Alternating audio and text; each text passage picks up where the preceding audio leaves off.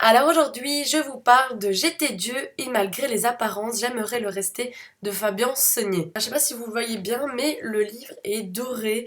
C'est la première fois que je voyais un livre de cette couleur là. C'est peut-être pour ça aussi que j'ai craqué pour l'acheter. Parce que bon, en même temps les livres qui parlent de philo c'est mon dada. Et une couleur comme ça je n'avais pas encore, hein. J'ai découvert que l'auteur était belge, enfin je crois qu'il est belge parce qu'en tout cas il est professeur à l'université catholique de Louvain.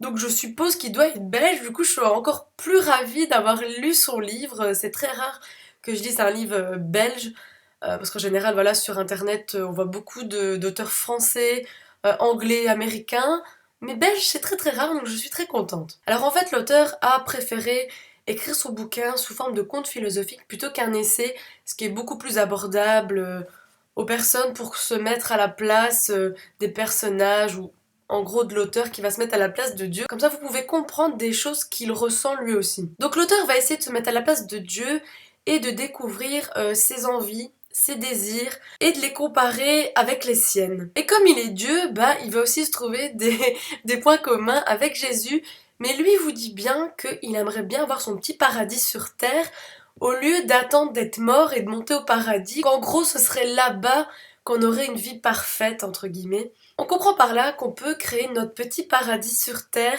se mettre au centre et dire qu'on est Dieu. Vraiment, j'ai adoré cette partie du bouquin.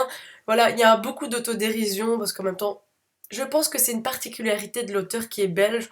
On est beaucoup dans l'autodérision et c'est ce que j'adore. Alors, il vous explique aussi que si votre petit paradis était tout rose, bah ça irait pas, vous allez vous ennuyer. Donc c'est pour ça qu'il y a des petits problèmes, qu'on souffre. Il va vous comparer ça avec une grenouille qu'on va mettre dans de l'eau et qu'on va chauffer l'eau au fur et à mesure. Et à un moment, la grenouille va cuire. C'est pour vous montrer en fait qu'on s'habitue à notre souffrance. C'est de l'auto-résignation. Je trouve que cette métaphore est super bien faite pour comprendre qu'on s'habitue à notre souffrance et qu'on devrait pas en fait. On devrait résoudre nos problèmes pour être mieux, pour être dans notre petit paradis. Alors cette partie du bouquin, moi je l'ai adorée. Par contre, la suite, j'ai eu beaucoup de mal parce que l'auteur va vous parler d'économie, de politique, de démocratie, de produit intérieur brut, de la dette du pays.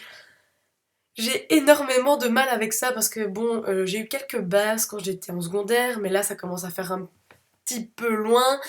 Et comme ça n'a jamais été mon dada, ce genre de truc, bah fatalement je suis beaucoup moins réceptif, moins sensible. Sinon c'est un livre qui se lit super vite. En même temps il fait 79 pages et c'est écrit super grand. Mais je suis très contente de l'avoir lu en tout cas parce que voilà, moi quand ça part un peu dans philosophie, la relation avec Dieu, j'aime beaucoup. Donc éventuellement je le conseille aux personnes qui aiment bien tout ça et qui aiment bien aussi tout ce qui est économique parce que je pense que l'auteur en fait c'est ça, il donne des cours d'économie, du coup bah fatalement il associe les deux. Donc voilà, c'est tout pour la vidéo et on se dit à très bientôt. Salut. Ah ouais, la philosophie. Je vous présente